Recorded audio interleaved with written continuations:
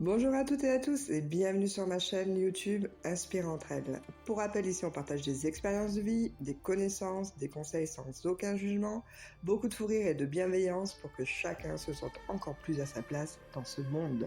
La nouveauté, c'est que tu peux désormais écouter cette interview n'importe où, en version podcast audio, sur YouTube ou Spotify. Alors n'attends plus et abonne-toi vite pour rejoindre cette belle aventure. Pour ce 8e épisode, on part en immersion totale pour découvrir ce qu'est vraiment la médecine traditionnelle chinoise MTC.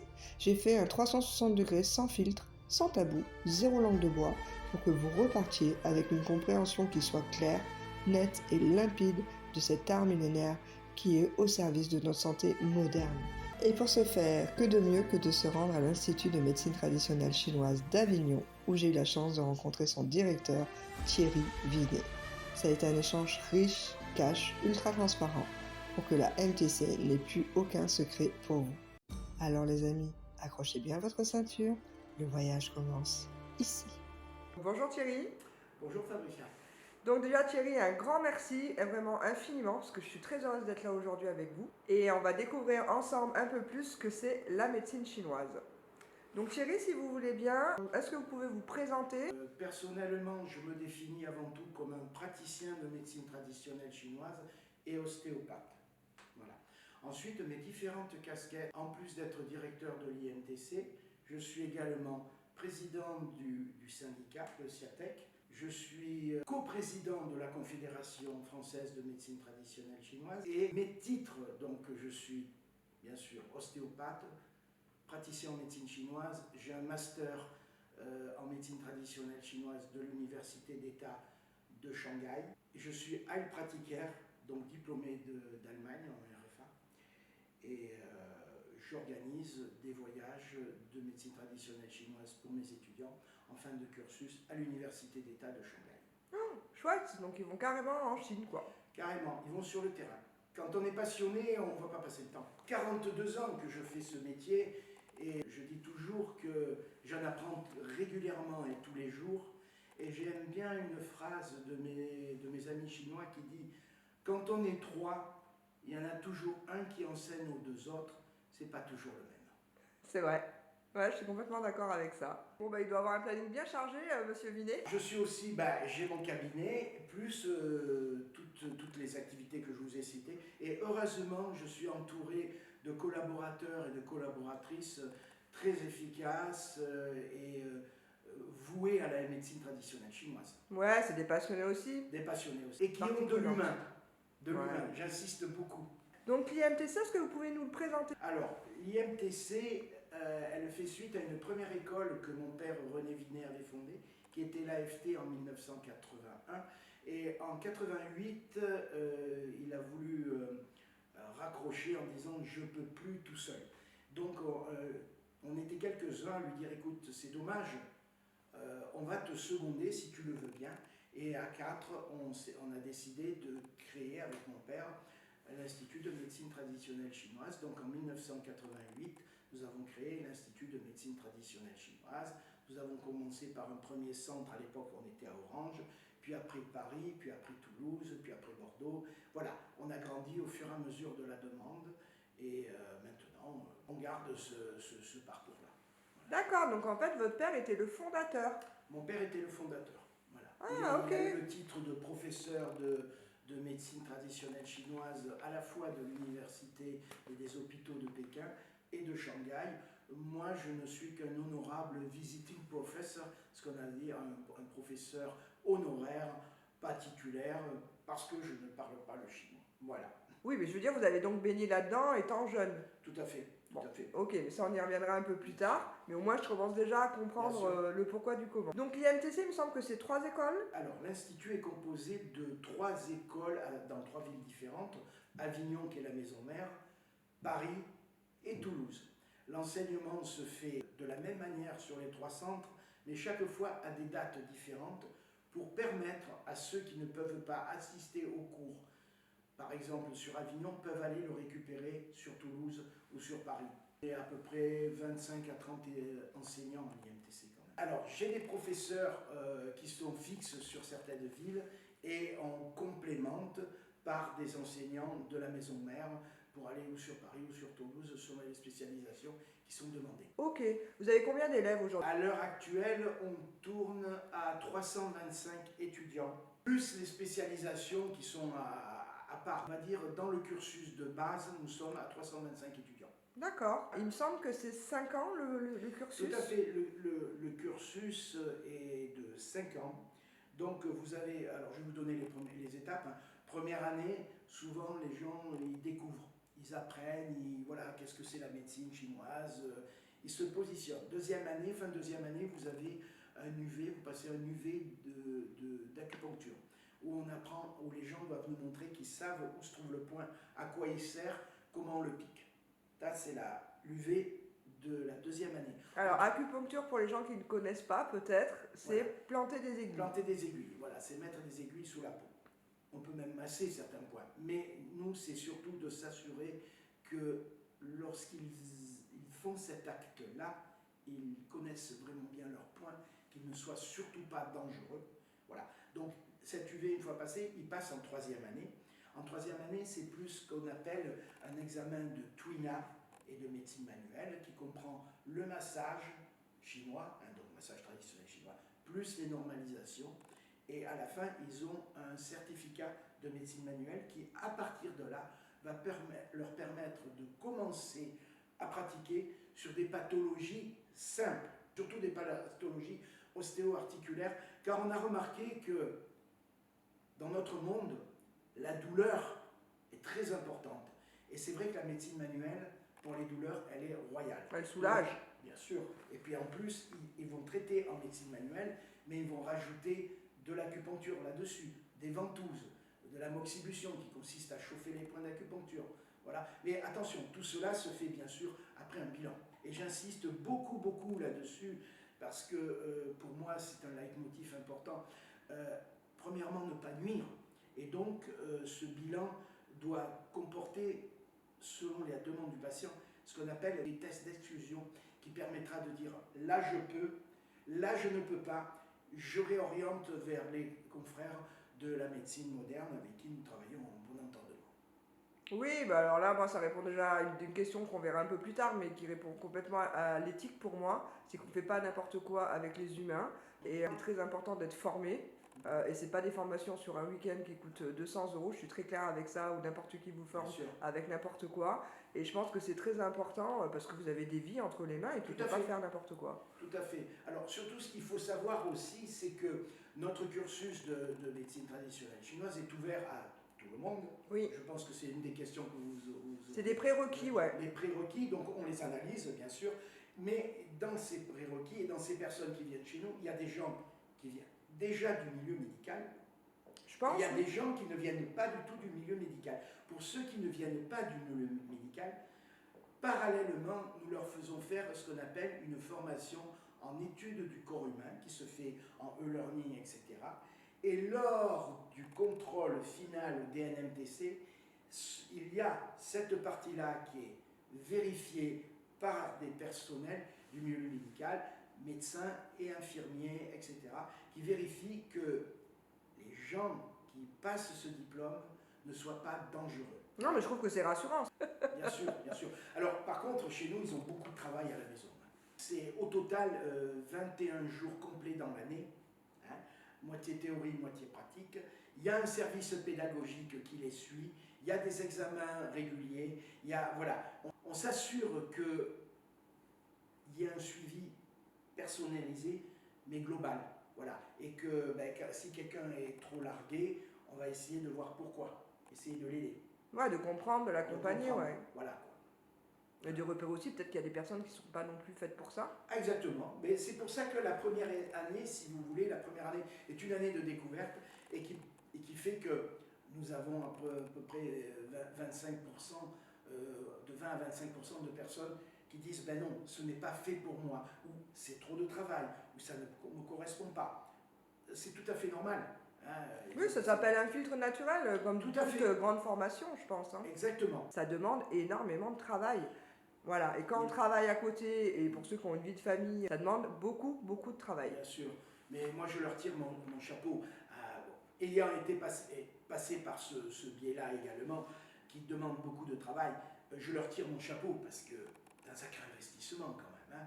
Il ne faut pas oublier qu'à la fin, on a un patient dans les mains. Et ne serait-ce que par rapport à ce respect, ne pas être dangereux, écouter le patient parce que beaucoup de gens me disent, avec vous, on a la chance, on est entendu et écouté et vous nous répondez. Et des fois, quand vous ne pouvez pas, vous savez orienter, vous savez nous aider, ou nous rassurer. Voilà. Donc il y a ces 5 ans. Oui. Chez nous, ça fonctionne là. 4 ans de base, et à partir de la 5e année, ils choisissent leur spécialité. Alors, il y en a qui sont plus tentés par le toucher, le contact, ils vont aller plus vers la médecine manuelle. Et il y en a qui sont plus, j'allais dire, philosophiques, intello, vont plus aller vers l'acupuncture et la pharmacopée, tout en sachant que lorsqu'on y a mis le doigt, de toute façon, on fait tout. On fait tout parce que on veut connaître le maximum des contours de la médecine traditionnelle chinoise. Ouais, mais vous voyez, moi je trouve, Thierry, que c'est, moi en tant que public, là en face de vous, je trouve ça rassurant. Oui. C'est-à-dire que le lien se fait bien entre la médecine chinoise et la médecine traditionnelle. Nous, on instille cette philosophie tout au long de la formation. Beaucoup veulent, dès l'obtention de l'attestation de l'acupuncture, de commencer à pratiquer. Non, non, vous n'avez pas la compétence. Non, non, non, non, non, non. C'est pas encore bon. Vous n'avez pas les outils du bilan minimum. Donc, non. C'est qu'à partir de la fin de la 3e année qu'ils vont pouvoir traiter des pathologies toutes simples, ostéo-articulaires, etc. C'est vraiment en 4e année où là, ils auront déjà une grande dimension de la médecine traditionnelle chinoise. Ils vont pouvoir, à ce moment-là, donner des pharmacopées, mais on appelle ça des pharmacopées toutes faites, d'accord? Et lorsqu'ils feront la spécialisation et au-delà, là ils vont pouvoir faire de la magistrale, c'est-à-dire plante par plante. Donc on a des étapes comme ça, vraiment qui sont très importantes, non seulement pour respecter, mais surtout respecter le patient et afin de ne pas être dangereux. Oui, mais c'est ce que je vois, c'est comme un peu, c'est qu'en fait on a tous nos petits Legos à la base. Au fur et à mesure, on les assemble, et au fur et à mesure, on apprend, on est de plus en plus à l'aise, et là, on va commencer à pratiquer. Exactement ça. La première année, si vous voulez, on leur dresse le cadre. Et au fur et à mesure, comme vous avez pris l'image du Lego, moi je vois très bien, ouais. Alors nous, on prend l'image du puzzle, et au fur et à mesure, on habille le puzzle, et en fin de 5e année, on a le puzzle en complet, mais ça, on l'a dans la connaissance. Après, il va falloir le mettre en pratique. Alors nous avons résolu un peu ce problème d'une manière, donc nos cours sont moitié théorie, moitié pratique, ce qui fait que la pratique va étayer la théorie et va la rendre plus compréhensible. Ah, complètement. Voilà, et on va bien sûr toujours donner des exemples, des cas concrets, etc., pour que les gens se rattachent à cette chose-là et que de transformer la connaissance vers une expérience et la mise en place. Voilà. Donc 3 écoles, Avignon, Paris, Toulouse. Tout à fait. Un cursus de 5 ans, oui, avec le choix de la spécialisation. Oui, tout à voilà. Je vais revenir sur une chose que vous nous avez indiquée avant, c'est la possibilité d'aller en Chine. Tout à fait. Nos étudiants, alors moi ça fait maintenant 42 ans que je suis régulièrement en Chine. Hein, à l'époque, l'Institut de médecine traditionnelle chinoise de Shanghai, c'est devenu université. Alors j'ai vu passer moult de directeurs, moult de personnes, et cette année ça m'a fait drôle parce que lorsque j'avais été pour la première fois en Chine, en 82 par là, j'avais des contacts avec des étudiants en fin de formation qui sont devenus professeurs, enseignants, qui accueillaient mes étudiants, et maintenant je les vois partir à la retraite. Ça me fait quelque chose parce que je me dis, dis donc, t'as pris un coup de vieux, quoi. Mais ce qui me gêne beaucoup maintenant, c'est qu'ils ont changé les règles du jeu. Avant, on amenait des stagiaires et ils pouvaient pratiquer sur les patients. Bien sûr, sous la houlette du professeur, attention, hein, et avec l'accord du patient. Maintenant, ils n'ont plus le droit de pratiquer. Oui, c'est dommage. Ils ne font plus qu'observer. Pourquoi? Il y a eu un changement de... Je sais pas. C'est un peu dommageable, mais on maintient quand même ces stages d'observation pour ceux qui veulent voir comment ça se passe. Ouais. Avant, mes amis professeurs qui m'ont connu, la chance qu'on avait, c'est que non seulement on pouvait pratiquer, on pouvait discuter, c'était même pas des professeurs, c'était devenus des amis, comme mes interprètes, ce sont mes amis. Elles ont besoin d'expression en français, elles m'envoient un petit message, qu'est-ce que tu penses de cette expression, qu'est-ce que ça veut dire, etc. On continue à avoir des échanges très fraternels entre nous. Bon, il y a la structure, il y a l'université. Il faut bien comprendre, c'est qu'avec les Chinois, on n'arrive pas à... ah non. Non, surtout pas, il faut être humble. On devient d'abord, on est d'abord l'étranger, après on est le copain, l'ami, le frère et la famille. Il y a une espèce de structure, et puis après il y a ce qu'on appelle en Chine le guanxi, c'est-à-dire le relationnel, qui est très important. Ben écoutez, merci déjà beaucoup pour cette présentation. Je vous en prie. Et maintenant, on va passer à votre parcours personnel. On va parler de vous, Thierry. Donc, ce que j'ai entendu déjà, c'est que votre père est le fondateur. Tout à fait. Et là, on va rentrer plus dans votre histoire, si vous le voulez bien. Pas de problème. Alors, ça a commencé à l'âge de 8 ans, où j'ai été pris en main par un menuisier qui m'a appris les techniques de reboutage. D'accord. Déjà tout petit, parce qu'il m'a appelé, il m'a demandé de montrer mes mains. Ouais, il me dit ça va faire. Et puis il m'a appris les rudiments du reboutage. Alors pour les gens qui ne connaissent pas, Thierry, le reboutage, c'est quoi? Le reboutage, c'est, alors on dit on masse et on nettoie les muscles, on remet les tendons, on fait des choses comme ça, de l'époque, hein, ça s'appelait comme ça.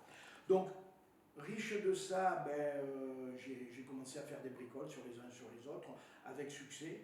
Bon, c'était sympa. Puis, mon père a arrêté de fumer et il a commencé à suivre des cours de yoga. Et il m'a entraîné dans cette expérience. Donc, j'ai fait du yoga avec lui. J'ai été diplômé aussi en professeur de yoga. Donc, vous êtes souple, Thierry? Oui, j'ai perdu un peu. Donc, j'ai fait du yoga avec les fondateurs du yoga à l'époque. Et donc, de là, mon père a rencontré un médecin vietnamien qui lui a dit « René, tu devrais apprendre l'acupuncture, la médecine. » Donc, il a été formé, il est parti en Chine. Moi, concomitamment, au milieu de tout ça, j'avais mon truc de reboutage, c'est bien. Mais je voulais savoir ce qui se passait dans mes mains et ce qui se passait dans le corps. Donc je suis rentré dans une école d'ostéopathie. D'accord. Que mon père connaissait bien. Donc le directeur, on va dire qu'il m'a un peu poussé à aller dans cette école parce qu'il connaissait la qualité de cette école. J'ai fait un cursus avec des kinés et des non-kinés. Donc j'étais pas kiné. Donc j'ai fait une première formation là. Je suis venu, donc à la suite de l'ostéo, je suis venu rejoindre mon père dans l'école qu'il a créée en 81, puisque lui-même était déjà ostéo et tout. Et j'ai repris des cours d'ostéo, de médecine occidentale, d'acupuncture. Et donc j'étais le premier élève de mon père dans une première session, donc en 81. Voilà. Et de fil en aiguille, j'ai été en Chine. Et puis j'ai fait des remplacements à l'étranger. À l'époque, j'étais un des plus jeunes ostéos de France, donc la jeunesse était mal vue. On n'était pas très bien Parce vu. que pas d'expérience, Pas d'expérience, etc. Donc j'ai pu aller un peu à l'étranger, à droite à gauche, pratiquer. Et puis j'ai été en Chine, j'ai suivi tout ce cursus. Une fois, à un moment donné, mon père a eu des problèmes de santé assez graves, donc j'ai racheté sa clientèle. L'ostéopathie n'était toujours pas reconnue. Ouais. Donc j'ai connu les affres de la profession, c'est-à-dire les procès. Mon père a été condamné aux francs symboliques à l'époque, mais on a continué. Alors mon père a arrêté, j'ai récupéré le cabinet, donc en 89-90, et après j'ai continué. Donc en 88 on avait créé donc l'IMTC. J'ai fait à la fois les cours et à la fois le cabinet, et progressivement on est monté en puissance comme ça. J'ai été passé en 85 un diplôme de Heilpraktiker en Allemagne, en allemand puisque je suis bilingue, parce qu'à l'époque, le seul diplôme qui avait de valeur européenne était le diplôme de Heilpraktiker. Donc on m'a dit, il faut y aller, j'y ai été. Ensuite, on a continué comme ça. Ensuite, il y a eu une création d'un premier syndicat qui s'appelait le SAT. J'ai été passer l'examen du SAT, j'ai eu mon diplôme du SAT, qui a été dissous après parce qu'il y avait le terme acupuncteur. C'était le syndicat des acupuncteurs traditionnels, donc c'est devenu le CREAT. Et nous, on a continué notre petit bonhomme de chemin. Alors, en même temps, on avait créé le SIATEC, donc le syndicat de la profession, qui avait comme vocation d'accepter les praticiens. On ne regardait pas les écoles, on regardait le cursus, et de pouvoir couvrir les praticiens pour l'acupuncture afin que tout se passe bien, quoi. À l'époque, c'était, pour vous dire, c'était le premier, c'était l'UAP qui est devenu AXA, etc. etc. Donc voilà. Donc, oui, parce qu'il faudrait dire aux gens, Thierry, enfin, moi de ce que je comprends, vous allez me reprendre hein, forcément, c'était un peu la chasse aux sorcières, j'ai envie de dire. Complet. Pour que les gens qui ne connaissent pas comprennent bien, c'était pas du tout. Voilà, c'est vraiment la chasse aux sorcières. Il faut bien se dire que, je vais vous reprendre sur un truc, c'était pas, c'est toujours, pas pour l'ostéopathie, puisqu'elle a été légalisée, mais pour la médecine chinoise, c'est toujours la chasse aux sorcières. Elle n'est pas reconnue aujourd'hui. Ah non, on n'est pas légalisé, on y reviendra plus tard si vous voulez. Je vous expliquer la légalisation, c'est pour ça que je me bats pour mes adhérents, hein, parce que on a des procès, ils se font rares maintenant, mais il y a quand même des procès et on est bien défendu. Mais ce que je veux dire, c'est que dans mon cursus, il fallait que je fasse très attention à ça. Donc, évidemment, même si on n'est pas soumis aux résultats, il y a quand même des règles à respecter. Et moi, à l'époque, j'ai eu la chance, entre guillemets, d'obtenir mes galons de... celui-là, il n'est pas dangereux. C'est suite à la réorientation de 2 ou 3 patients en angiologie pour une phlébite que j'avais détectée et que, manque de peau, les médecins n'avaient pas vu. Et donc, j'ai dit, moi, je ne peux pas faire grand-chose là-dessus. Parce que le trajet s'apparentait un peu à une sciatique dans les membres inférieurs. J'ai dit, écoutez, moi, par sécurité, il faudrait que vous allez voir une angiologue. Alors, je ne vous dis pas, la première fois qu'elle a reçu la patiente qui était ma voisine, qui c'est ce charlatan, ce charlot, il se permet quoi, etc. Elle vérifie et... Ah oui, il y a effectivement une phlébite. Oui, le charlatan a raison, quoi. Voilà. Eh bien, mais vous auriez dû aller chez le médecin. Madame, j'en sortais. Donc, l'erreur est humaine. Donc, moi, dans ces cas-là, vous vous doutez bien que s'il y a une suspicion de ce genre de pathologie, j'oriente. On risque l'embolie quand même. Derrière une phlébite, si on masse, on risque l'embolie. Ah oui, donc, complètement. quand j'entends des gens qui disent « Oh, le massage, c'est gentil, ça risque rien », non, il faut être précautionneux. C'est pour ça que je pars toujours de tests d'exclusion, etc. Donc voilà comment j'ai arrivé quelque part à apaiser le climat et de plus être poursuivi ou de plus être embêté parce que j'ai montré mes lettres de noblesse dans le sens où j'ai montré que je n'étais pas dangereux. L'efficacité, c'était autre chose, mais j'étais pas dangereux. Donc je finis mon cursus, donc j'ai continué, j'ai obtenu mon master à Shanghai en 1994. J'ai continué régulièrement à me former, à me spécialiser. J'ai eu le titre de maître de conférence, professeur honoraire, etc. de l'Université d'État de Shanghai. C'est très bien, j'y vais régulièrement, j'amène des étudiants. Voilà, j'ai toujours mon cabinet, j'ai 64 balais, j'ai levé le pied. Vous êtes jeune, Thierry. Oui, je suis un jeune vieux, comme on dit. Mais j'ai la passion de mes 20 ans, j'y peux rien, c'est comme ça. Je suis un passionné. Donc, ce qui se passe, c'est que j'aime tellement mon métier, et surtout mon métier de praticien, que j'ai réduit mon activité à 2 jours, je ne fais plus que chez moi. Et, il est où votre cabinet, Thierry? Mon cabinet est dans un bled perdu qui s'appelle Bolène. Oui, je connais très bien. Voilà, et je suis... Bon, un bled paumé, Thierry, quand même. Si, pour moi. Mais là où je suis dans la nature. J'ai une petite forêt derrière moi. J'ai un petit parc devant moi. Ah, vous avez un beau... J'ai mes chevaux le matin que je vais faire des câlins, des bisous. Je donne des carottes, voilà. Et je suis dans un environnement très énergétique, avec des bois, avec... voilà. Et je suis très content. Et mes patients, quand ils viennent, ils me disent « Oh, qu'est-ce que vous êtes bien, qu'est-ce qu'on est bien quand on vient se faire soigner. » C'est ressourçant, ouais. Tout à fait, c'est ressourçant. Ils aiment beaucoup. Voilà, quoi. Ok. Et depuis, je suis toujours là, en activité, j'organise toujours mes voyages en Chine, je m'occupe du syndicat, je m'occupe de pas mal de choses, mais j'adore, voilà. Oui, mais ça se sent, ça se voit que vous êtes passionné. Et surtout dans le syndicat, je suis spécialisé pour, alors entre guillemets, c'est pas moi qui suis le grand spécialiste, mais toute personne qui est du syndicat et qui est attaquée, je la prends par la main. J'appelle notre avocate très dévouée à la médecine traditionnelle chinoise. Je lui dis, elle est convoquée, l'avocate vient à l'audition pour le premier contact, ou à la garde à vue, ou à l'audition, peu importe, et en général, ça se passe bien et la personne se sent rassurée avec les termes qu'il faut, etc., etc. Donc je suis devenu un peu le spécialiste de ça pour y être passé. Voilà. De toute façon, on va en reparler. Hein. Bien sûr. On verra bien que le nombre est minime par rapport à la profession, mais c'est important. Et je trouve que Tout à c'est fait. bien de pouvoir se sentir accompagné. Pendant tout ce parcours-là, alors moi, je voulais juste reprendre une question peut-être encore plus personnelle, parce que votre père était déjà dedans, donc vous avez baigné dedans. Ouais. Mais votre père, ça vient d'où? C'est d'une appétence pour l'Asie, pour la Chine? Comment ça se passe dans votre famille? Alors, Votre grand-père, par exemple? c'est venu tout bêtement. Donc, il faut savoir que dans la famille, on avait des robouteux, des guérisseurs, déjà. Ah, d'accord. Des grands-parents qui avaient ça. Donc, on l'a hérité. Mon père était ingénieur nucléaire. D'accord. Il est arrivé au taf au maximum.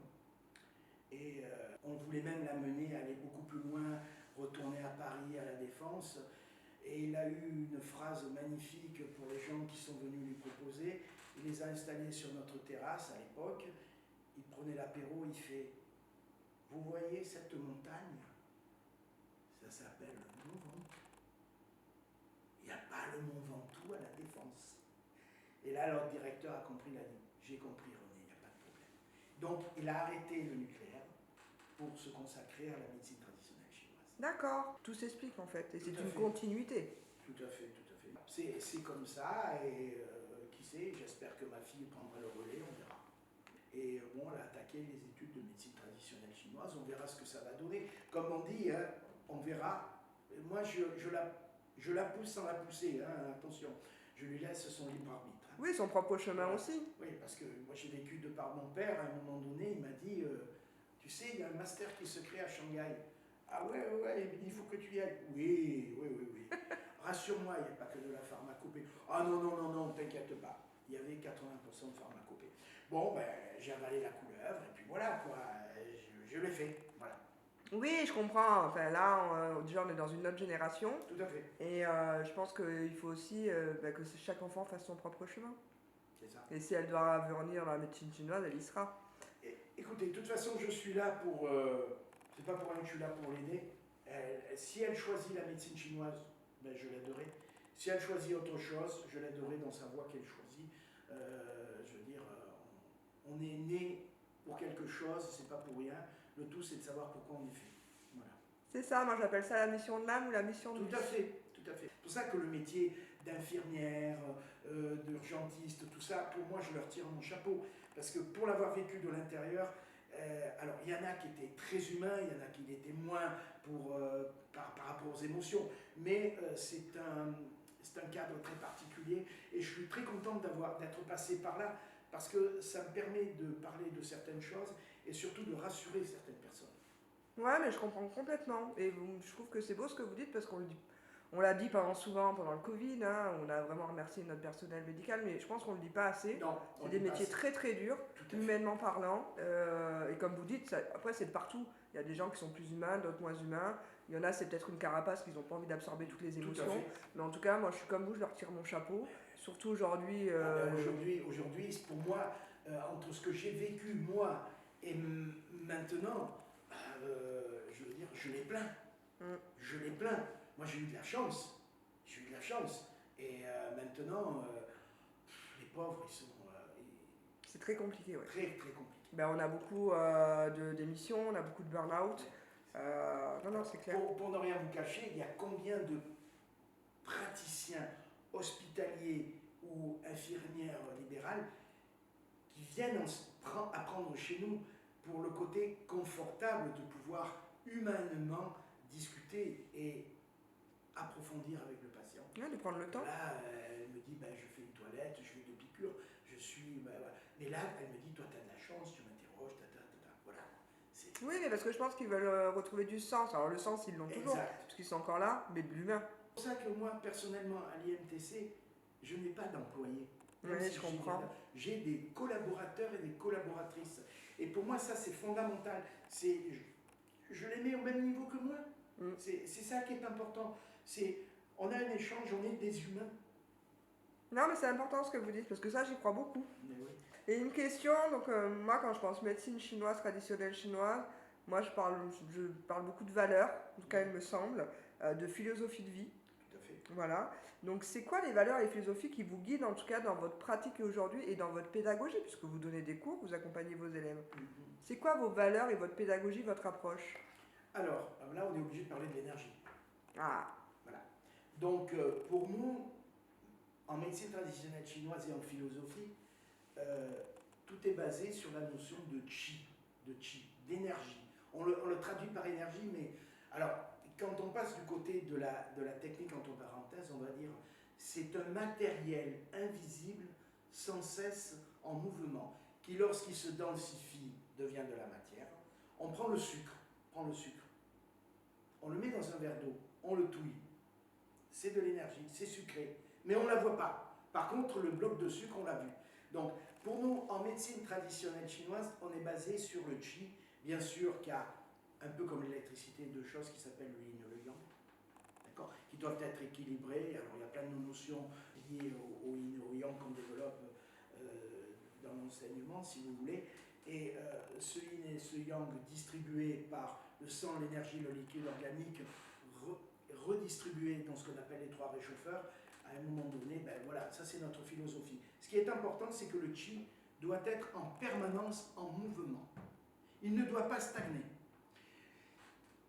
Dès qu'il stagne, apparaît la pathologie, souvent la douleur, ou alors quand il est en insuffisance. Mais on ne peut pas être en trop bonne forme. On ne peut pas avoir un surplus d'énergie. S'il y a un surplus d'énergie, il est toujours pervers. d'accord. Mais ça, je savais pas, vous voyez. Voilà. Par exemple, on a une température corporelle à 37 degrés. Si on est à 42 degrés, ou enfin à 39, c'est déjà pervers. D'accord. C'est quelque chose qui n'est pas bon. Voilà.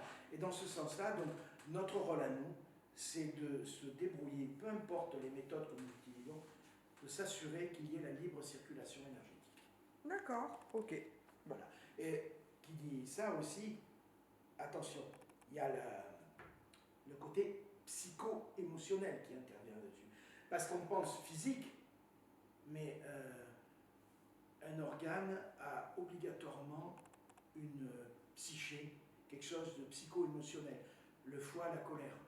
Ok, donc Thierry, ce que j'aimerais qu'on revienne, on a parlé de quelque chose de très important, l'énergie, donc le chi. Donc pour moi, dans les fondements philosophiques, il y a le yin et le yang, donc vous nous avez donné déjà un petit peu des informations.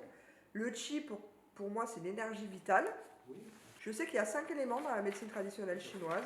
Donc il y a le bois, le feu, oui. la terre, oui.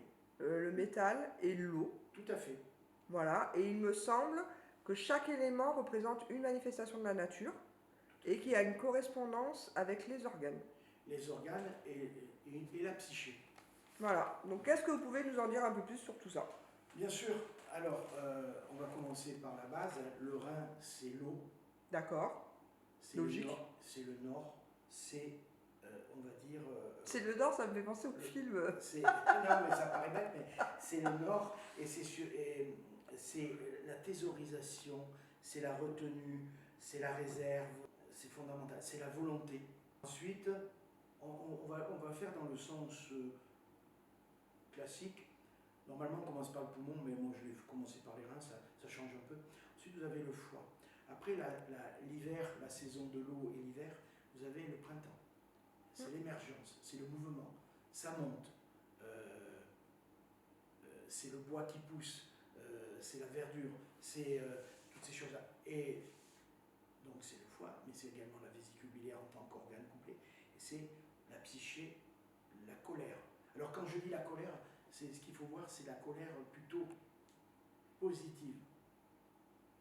On est endormi au rein, la colère ou la mise en mouvement, c'est hop, je me mets en mouvement. La colère peut être également positive pour être défensive. Oui, ce que j'allais dire. Pour ne pas cesser en cerveau reptilien. Voilà, tout à fait. Stop, ne va pas au-delà. Voilà, hein, c'est quelque part un peu ça. Ensuite, une fois que le foie, etc., on va repasser au cœur. Ok. C'est la joie, c'est la chaleur, c'est le sud, c'est le cœur, le maître du cœur, le triple réchauffeur et le maître du cœur. Et l'intestin grêle, ce sont tous ces organes-là. C'est la joie. L'excès de joie n'est pas très bon non plus. Ah, je savais pas ça, tu L'excès de joie peut être nocif pour la santé? Ah oui, oui, peut être destructrice. Un excès de joie, vous êtes tellement content, vous êtes exubérant, vous traversez la route, boum, on vous fauche. Ah oui, bah, l'exemple, il est concluant, là. Vous en perdez de la vigilance. Non, mais il y a une image aussi qu'on donne facilement, qu'on raconte les petites comptines chinoises qui disent qu'il y avait un empereur qui voulait absolument avoir un fils. Et donc, son impératrice ou sa compagne est tombée enceinte. Et sa hantise, c'était que ça soit une fille. Parce que si c'était une fille, La descendance. la descendance n'était pas assurée, etc. Et donc, sa hantise, c'était de ne pas avoir une fille, surtout ne pas avoir une fille. Et à l'époque, on prenait le pouls, on était capable de percevoir si c'était un garçon, une fille, etc.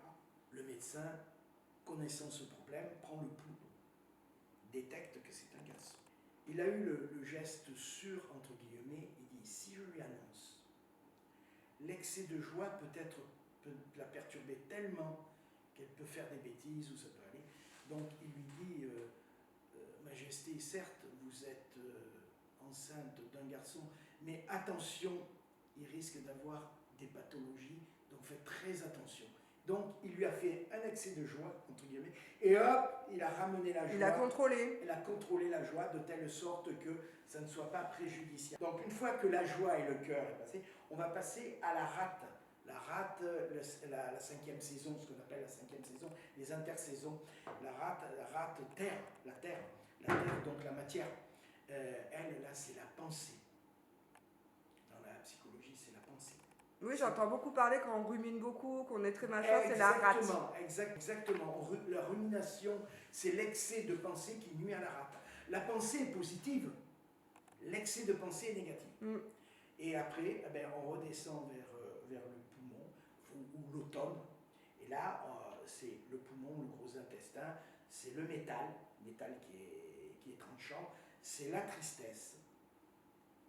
La tristesse, c'est le poumon alors. Ouais, la tristesse, la sécheresse. On lui attribue, Alors attention, pareil, quand on dit pourquoi la tristesse, parce qu'après la saga, il va falloir se recentrer. Oui, se redescendre. Donc c'est pour ça qu'on dit que presque c'est de voir mourir les feuilles des arbres, les choses comme ça. On a un peu une espèce de... Alors j'aime pas trop le terme tristesse, j'appellerais plutôt ça la mélancolie. La mélancolie. La mélancolie, c'est plus joli. Et après, ben, on redescend vers les reins. Et on a fait le tour. Et tout ça est calqué sur le rythme des saisons. Ouais, mais ce qui est fou, donc on en parlait un peu avant l'interview, Thierry, c'est que moi, en PNL, ça correspond à la automne. Et en fait, où il y a les 4 saisons. Bien sûr. Et pourquoi on dit qu'en septembre-octobre, on va avoir plus de clientèle? Parce qu'arrive ce rythme, ce mouvement, où hop, ça redescend, on revient un peu vers l'intérieur, on appelle ça, et c'est carrément ça. Bien sûr. C'est les 4 saisons. Et c'est marrant parce que quand on voit la 5e saison, on passe souvent à l'été indien au Canada, quoi. Par exemple, il y a des correspondances comme ça. Alors, nous, voilà comment nous fonctionnons, et surtout ce qui est intéressant, si vous voulez, dans tous ces mouvements-là, dans toutes ces choses-là, c'est d'être en permanence équilibré. C'est pour ça que quand on veut équilibrer un patient, on l'équilibre dans sa saison, et si on veut faire du préventif, on demande au patient de venir en début de saison. Voilà. Et à ce moment-là, ce qui est très ancré en Chine, traditionnellement, c'était très ancré en Chine, c'était chouette, quoi. Voilà, on venait, on se débrouillait de ne pas tomber malade. Voilà. Moi, c'est ce que j'ai beaucoup appris via des documentaires et compagnie, mais de toute façon, ouais, ça tombe pile poil. Parce que j'allais vous demander vraiment la différence fondamentale entre la médecine traditionnelle et la médecine traditionnelle chinoise. Et pour moi, donc moi je vous dis ce que je pense, c'est que, en fait, ici, on va, c'est déjà trop tard en fait, pour moi, c'est qu'on a déjà quelque chose. Et en fait, de tout ce que j'ai vu en Asie quand j'ai voyagé, c'est qu'on est plutôt dans la prévention. Tout à fait. Voilà. Et même très très tôt avec les enfants, avec un gros travail. Oui, là, on pourrait disserter des heures avec les émotions, exprimer ses émotions, les recevoir, un tas de choses. Mais pour moi, déjà, je vois cette première grosse différence. Alors, effectivement, il y a une grande notion de préventif qui est mis en avant, mais pas que. Il y a aussi du curatif et même de l'urgence, ça existe. Mais c'est vrai que notre objectif à nous, c'est vraiment de faire du préventif. On a un gros problème en France par rapport aux anglo-saxons. J'ai travaillé en Allemagne, j'ai travaillé en Suisse, et pas en Angleterre par contre. la particularité qu'ils ont, ils disent, vous les Français, vous avez une sale habitude. Vous avez un puits. Quand il est à sec, vous creusez un deuxième puits. Nous, Sacrée image, hein. quand on a un puits, on en ouvre un deuxième, des fois que le premier se tarisse. On en revient donc à cette notion de préventif. Et quand j'étais en Suisse, c'était merveilleux parce que mes patients, c'était vraiment, alors c'est important, ne veulent pas tomber malades. Ils ont une autre philosophie. C'est ça que j'appréciais beaucoup chez eux, c'est qu'ils ne veulent pas tomber malades. Et donc j'ai eu cette chance. En Allemagne, c'est pareil. Ils ont tendance à fonctionner comme ça. Donc voilà, ça c'est le grand truc de la médecine traditionnelle chinoise. C'est vrai qu'on va dire, la médecine occidentale va traiter quand le patient vient avec sa maladie. D'accord? Et donc, alors ça peut être virus, plein de choses. Hein. Et donc, il va donner quelque chose plutôt à 80% symptomatique. Et si ça passait, ça passait. Si c'est pas bon, on change. Voilà, on change d'antibiotiques, on change de traitement, etc. Nous, en médecine traditionnelle, on va traiter en préventif et on peut traiter en curatif aussi. Mais une fois qu'on a traité en curatif, on va revenir vers le préventif. Pour pas que ça revienne. Par exemple, je vais prendre un problème bien féminin. Qui n'est pas la femme qui a eu des grosses douleurs de règles? D'accord? Donc, premièrement, quand elle vient à mon cabinet, ouais, monsieur Vinet, j'ai mal aux règles, mais c'est normal. Non, madame, ce n'est pas normal. On peut avoir une gêne, ça ne doit pas faire mal. Analysons cela. Et nous, on va analyser le cas. Est-ce que c'est avant, pendant, après, la couleur du sang, est-ce que c'est chaud, est-ce que c'est froid? On va faire toute cette analyse et on va donner à ce moment-là, l'AQ va pouvoir soulager la douleur ici et maintenant, mais on va faire du préventif avec de la pharmacopée. Moi, il m'est arrivé, et j'ai des femmes qui elles disent, c'est génial parce que de la fin des règles jusqu'à l'ovulation, vous m'avez donné une pharmacopée. L'ovulation, nickel. On sent les seins gentiment, parce qu'avant, elle disait j'ai des essaims qui explosent. Là maintenant, je sens que c'est là, mais c'est beaucoup moins. Et après, une fois que j'ai passé le cycle ovulatif, je passe d'une deuxième prescription qui va me permettre d'avoir beaucoup moins mal au moment des règles. C'est là tout l'art de la prévention. Alors j'en parle parce que je dis, papa, tu sais, je vais proposer un implant, papa, je prends la pilule qui fait que j'ai pas de règles. À un moment donné, il faut nettoyer le corps. C'est pas pour rien que vous avez des règles, c'est un nettoyage. Mais ce que je veux dire, c'est que je vois comment elle fonctionne, ça me fait peur. Ça me fait peur. Vous avez raison. Voilà. Bon, par exemple, le nombre de... Comme par hasard, on voit de plus en plus d'endométriose. On voit des SOPK, donc des syndromes des ovaires polykystiques. On voit de plus en plus tout ça. Bon, il n'y a pas de hasard, mais moi, en médecine traditionnelle chinoise, en conformité et en suivi avec ou sage-femme ou gynéco, avec qui j'ai toujours de bons rapports, hein, on essaie toujours de voir le meilleur. Et après, c'est elle qui choisit. Voilà, c'est un exemple concret où on voit qu'on peut faire du préventif pour quelque chose de factuel, de règle, c'est important. Hein, voilà, ça me semble important, quoi. Voilà. Ben, bon, alors là, moi je vous dis bravo Thierry, parce que je suis une femme, donc je suis concernée. Deux choses importantes pour moi. Moi j'ai toujours dit que les choses qui ont été données naturellement, on a un être humain, le sang doit sortir. Si le sang sort, c'est que ça doit purger quelque chose, ça a une indication particulière. Deuxième chose, comme vous dites, puisque j'ai fait une interview il n'y a pas longtemps sur l'endométriose justement qui explose, comme vous dites, à un moment, c'est normal d'avoir mal, mais pas avoir mal comme on peut avoir mal dans certains cas. Donc pour moi, effectivement, c'est pas possible. Et je viens sur un deuxième sujet qui rejoint aussi la femme. Et c'est un sujet parce que moi j'arrive dans cet âge-là, de la périménopause, aussi, qui hein. reste complètement tabou. Vous allez voir, c'est ma petite dame, c'est normal. Bah non, en fait, c'est pas normal. Et en fait, on est beaucoup en demande, parce que je connais beaucoup de monde et beaucoup de femmes, où on vous répond c'est normal, vous avez des bouffées de chaleur, vous avez des sautes d'humeur, et ça impacte votre travail, ça impacte vos relations. Et aujourd'hui, vraiment, de tout ce que j'entends, c'est très rare de trouver un gynéco qui vous écoute. Et on nous dit, mais non, c'est normal, vous allez passer cette période comme toutes les autres. Mais en fait, pas du tout. Pas du tout. Non, mais vous avez tout à fait raison. J'ai eu encore le cas hier d'une personne. On a des solutions, on peut aider. Et puis moi, je travaille avec des gynécos aussi en parallèle, parce que j'estime qu'on doit aider la normalité. Non, mais donc, la chose fondamentale entre médecine traditionnelle et médecine chinoise, c'est que nous, effectivement, nous tenons compte de la prévention, nous faisons du préventif et du curatif. En médecine occidentale, c'est surtout du symptomatique et du curatif et de l'urgence. C'est ça. C'est pour ça que je dis que nous sommes complémentaires, intégratifs et pas alternatifs. Alors merci Thierry pour toutes ces infos. Et maintenant je voudrais qu'on reparle du qi. Oui. Donc l'énergie. Alors moi je vous donne une image qui est très basique. Pour moi, quand je vois un corps, normalement on est capable, pour les gens qui sont experts, de voir comment se diffuse l'énergie. Ça c'est ce que je pense. Oui, tout à fait. C'est-à-dire que l'énergie pour moi, de la tête aux pieds jusqu'à la racine des cheveux, elle circule. Voilà. Tout à fait. Et comme vous l'avez annoncé tout à l'heure, c'est qu'à un moment, si ça bloque ou s'il y a un truc, c'est que ça préconise qu'il y a un problème quelque part. Tout à fait. Dans nos 4 temps, ce que j'appelais du bilan, il y a l'observation. Vous avez des gens qui ont des visages rouges, d'autres qui ont des visages pâles, d'autres qui ont des cheveux secs, donc qui ont des cheveux gras. On voit des choses sur la peau, facilement.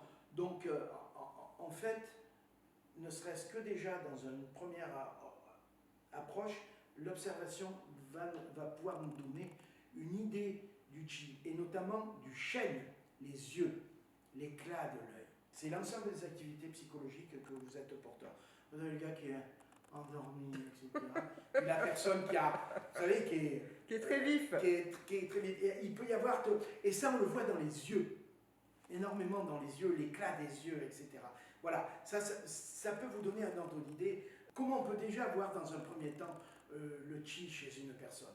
Bon, après, on rentre bien sûr dans on ne va pas faire qu'un bilan à partir de l'observation, mais on a déjà une première approche. Voilà. Ouais, donc ça vous donne vraiment, c'est vrai qu'il faut quand même avoir le regard aiguisé du coup avec l'expérience, et vous arrivez déjà à décrypter des choses, et après, avant vraiment de rentrer dans le questionnement et le bilan du coup. Moi maintenant, j'aimerais qu'on rentre dans les outils, la pratique. Alors, comme je vous ai dit, 4 temps, 8 règles, donc j'observe, j'écoute, je palpe, j'interroge, je classe selon les 8 règles, froid, chaud, interne, externe, yin-yang, etc. Et là, j'arrive à un syndrome. Un syndrome en médecine traditionnelle chinoise. Il m'est arrivé, en tant que praticien, de dire, écoutez, je vous débloque énergétiquement, je perçois psycho-émotionnellement, affectivo, ce que vous voulez, qu'il y a quelque chose de beaucoup plus sous-jacent là-dessus, qui fait que si vous ne le réglez pas, ça va revenir. Donc, je vous oriente vers une consoeur psychothérapeute, spécialiste auprès des tribunaux, quelqu'un qui a de la valeur, etc., et qui est top pour ça. Ça coûte un peu, mais au moins vous allez être débarrassé de ce problème à la racine. Voilà. C'est pour ça que je dis qu'on est complémentaire, intégratif, et pas que simplement dans la médecine occidentale. Ça peut être dans la chirurgie, dans la psychothérapie, dans plein de choses, quoi. On est un pion au milieu de tout. Et j'allais dire que le patient, il vient s'appuyer sur le bâton que nous sommes. Mais il va continuer son chemin. Et alors, quand il n'aura plus besoin de nous comme bâton, peut-être qu'il n'en aura plus besoin. Il prendra peut-être un autre bâton s'il y a quelque chose. Mais au moins, on l'amène vers, j'allais dire, vers ce pourquoi il est fait et vers quoi il doit faire. Voilà. Ouais, mais c'est ça qui est chouette. Mais on y reviendra dans le chapitre éthique. Mais moi, je trouve aussi qu'il faut laisser cette liberté. À partir du moment où on est avec des gens professionnels, experts, puisque quand vous dites vous voyez que c'est pas vous et il faut vous renvoyer dans la médecine traditionnelle, chez les bons interlocuteurs, il ne faut pas oublier qu'on a cette liberté quand même aujourd'hui de dire, à un moment quand la médecine traditionnelle normale ne répond pas à ce que je veux ou à ma demande, des fois ça arrive, voilà. Moi clairement, j'ai passé une grosse période, j'étais contre les somnifères, les anxiolytiques, et j'ai jamais voulu prendre ça de ma vie. Je me suis retournée vers la psychothérapie parce que je voulais pas qu'on m'endorme justement. C'est ça la sagesse, je pense qu'il faut avoir cette sagesse-là. Cette sagesse, cette humilité, d'être capable de dire, moi à un moment ce n'est plus de mon ressort. Voilà. Mais c'est ce que nous enseignons énormément. Nous on est toujours comme ça, dans l'humilité, toujours dire attention, on n'arrive pas les bras... Oui, comme des cadors, quoi. Comme le Cacou de Marseille, quoi. Hein. Allez, qui m'en veuillent pas, les Marseillais, mais vous voyez ce que je veux dire, le Cacou qui peut tout. Non, on n'est pas... Voilà. On a notre place et on sait nos frontières. Oui, mais moi je trouve ça vraiment rassurant de l'écouter. Bien sûr. Pour les gens qui ne connaissent pas la médecine traditionnelle chinoise, et on y reviendra sur ce clivage médecine générale, médecine traditionnelle chinoise. Moi je voudrais qu'on voie aussi les 5 branches, il me semble qu'il y en a 5. Tout à fait. De la Donc médecine chinoise. il y a l'acupuncture, on dit l'acupuncture et la moxibution, qui veut dire piquer et chauffer. Vous avez le tuina, qui est l'ancêtre de l'ostéopathie et de la chiropraxie, hein, qui veut dire tui, pousser, et na, pincer. Mais en fait, c'est anmo tuina complètement. Et après, vous avez dans le tuina des branches spécifiques comme la mobilisation, etc. Donc on va dire que c'est un ensemble de techniques qui permettent de masser et de mobiliser. Okay. Ensuite, vous avez la pharmacopée. La pharmacopée qui s'appuie sur plus de 12 000 substances de plantes, et on a enlevé les animaux, et on n'a plus le droit d'utiliser des trucs d'animaux, on a enlevé les plantes qui sont dangereuses, entre guillemets, et donc la pharmacopée, c'est des plantes qu'on peut prendre sous forme d'infusion. Voilà, ça c'est des soins externes. Voilà, externe. Oui, ce n'est plus en contact. Voilà, c'est ça. Contact. Oui, oui, faites bien de le dire. Acupuncture, on est présent. Tuina, on est présent. Pharmacopée, on donne et la personne pas s'automédique, mais se prend comme des médicaments classiques chez eux, font leur tisane, font leur complément, etc. Hein. Et c'est des plantes, hein, Thierry. Oui, des plantes, hein, des plantes et des minéraux. Ah, des minéraux aussi. Minéraux aussi. D'accord. Minéraux aussi, parce que le minéraux apaise, fait descendre. D'accord. Bon, je sais pas, ok. Les minéraux sont surtout utilisés pour tout ce qui est psychologique, etc., pour apaiser. Ensuite, vous avez la diététique. La diététique, c'est la diététique chinoise. Donc, ne pas faire ci. Par exemple, on conseille, pour des personnes qui veulent maigrir, ne pas prendre trop de produits laitiers, trop de sucre. Voilà, hein, c'est des choses comme ça. Les fromages, les salades, le cru, à déconseiller. Ok. D'accord. Et le Qigong, qui relève ce qu'on appelle du Yang Chen Fa, c'est-à-dire les méthodes de préservation de l'individu, où vous avez le Tai Chi qui est une première base, et après le Qigong qui va permettre de mettre en mouvement l'énergie, et après vous avez une technique très particulière qui s'appelle le Qigong thérapeutique, ou alors on émet de l'énergie. Voilà. D'accord, parce que le Qigong, moi, c'est les mouvements, là. Oui, mais il y a aussi le Qigong thérapeutique, où on fait, qui ressemble un peu au magnétisme, si vous voulez. Ah, d'accord, je ne connaissais pas. C'est une branche qui est utilisée, voilà. Et là, nous avons les 5 branches de la médecine traditionnelle chinoise. Bon, bah, c'est passionnant. Donc, et surtout, des sacrées possibilités. Comme vous disiez, la personne qui n'aime pas se faire piquer, ben, on peut se retourner sur la pharma, sur le tuna et vice-versa. En fait, ça offre toujours des possibilités. On a toujours la possibilité et on n'a pas le droit de dire allongez-vous, je vous pique. Allongez-vous, je vous fais du tuna. Allongez-vous, je... Non, c'est exposer le problème. Votre syndrome, c'est ça. Je vous propose de vous soigner de telle manière, telle manière, telle manière. Est-ce que vous êtes d'accord? Voilà. Et avec le consentement. Le consentement. Qui arrive petit à petit. Tout à fait, mais on va y venir à un moment donné, parce qu'on arrive au système à l'américaine où il faudra le consentement éclairé. Alors pour moi, Thierry, quand on parle de la médecine traditionnelle chinoise, moi ce qui me vient obligatoirement, c'est pour ça que j'ai voulu venir vous interviewer, moi on me parle d'énergie, j'y crois beaucoup. Pour moi, il y a forcément une dimension émotion. Donc on parlait tout à l'heure, pour moi les émotions sont reliées aux organes. Tout à fait. Et spirituelles. Bon, ça reste mon côté à moi, mais... Mais ce que vous abordez est tout à fait important. Quand si on prend une pyramide, nous allons commencer par la matière. Nous sommes nés sur Terre pour être sur Terre et pour expérimenter la Terre, donc la matière. Donc le corps physique, c'est la matière. Ensuite, vous avez un étage. C'est le corps, ce qu'on appelle, on va rester les méridiens, les choses comme ça. C'est énergétique. Ensuite, on va monter encore d'un cran. Ça va être vibratoire. On fait circuler l'énergie, etc., en faisant des mouvements, etc. Et le tout dernier, c'est le côté spirituel. Et dans ce côté spirituel, chaque organe a son côté spirituel. Par exemple, il y a le I pour le rein, il me semble, le Rhône pour le foie, après on a le pot pour le poumon. C'est-à-dire, bon, on l'aborde automatiquement dans le bilan en disant que en relançant l'organe, ça va relancer le côté spirituel, entre guillemets. Ce qu'il faut savoir, c'est que en Chine, ils évitent de trop parler de ça. Ah bon? Et oui. C'est étonnant. Ils le citent bien sûr, mais lorsqu'on aborde je parle bien du côté spirituel, pas du côté religieux. Le spirituel, c'est nous sommes un au milieu des autres, nous sommes une cellule parmi tant d'autres, et nous sommes interreliés. Mais nous avons notre libre arbitre et notre liberté. J'ai toujours tendance à dire, l'âme, elle a une existence, elle est immortelle. On sait que l'âme est immortelle et qu'on vient ici expérimenter des choses. Voilà, c'est tout. Alors Thierry, est-ce qu'on pourrait parler de l'enseignement de la médecine chinoise en France? Tout à fait.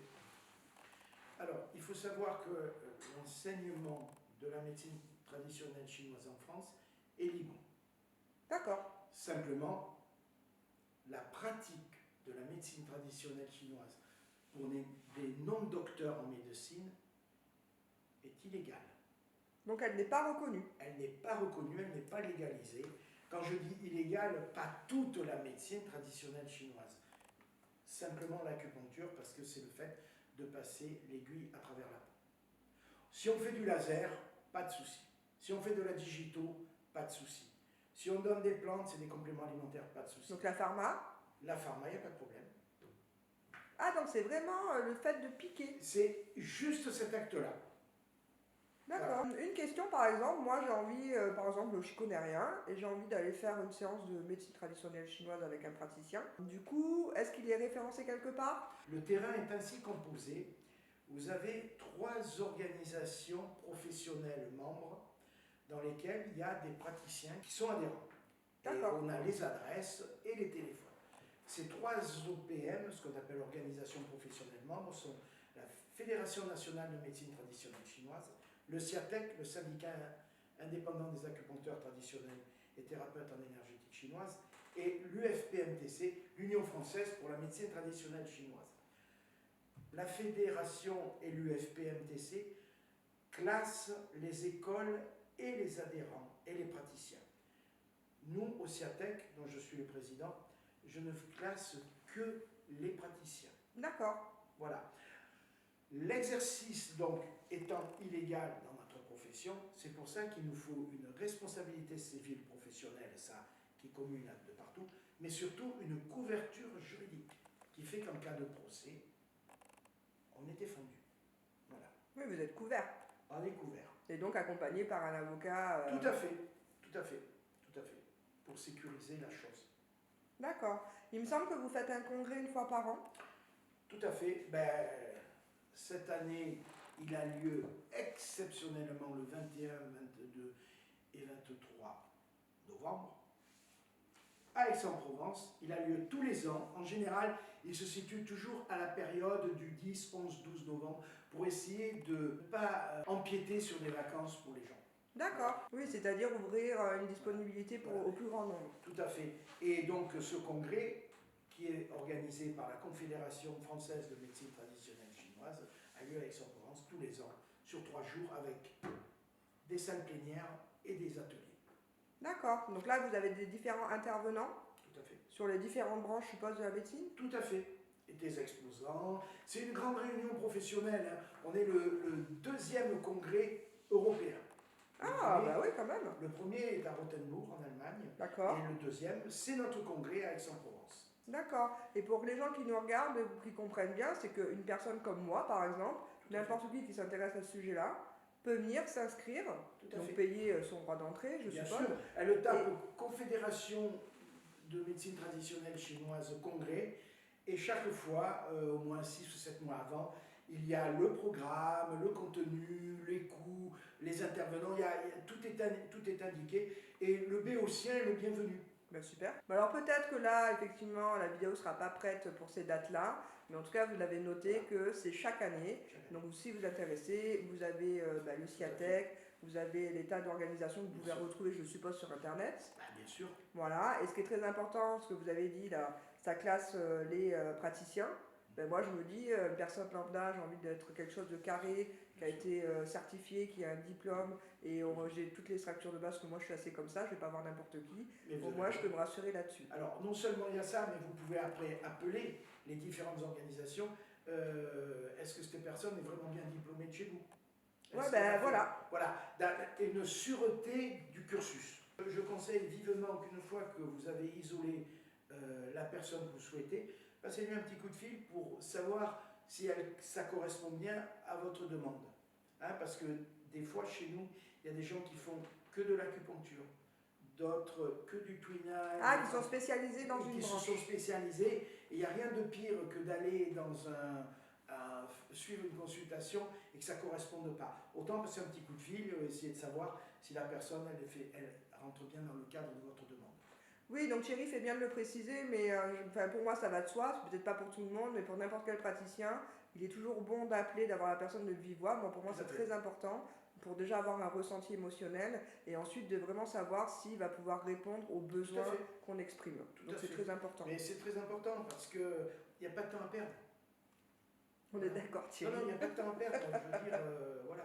Bon, alors là, on va rentrer dans ce fameux cadre dont on a parlé, le fil tout le long de notre interview, cette éthique. Donc on a quand même parlé tout le long de cette complémentarité entre la médecine générale et la médecine traditionnelle chinoise. Moi, je suis pour. On parle de liberté.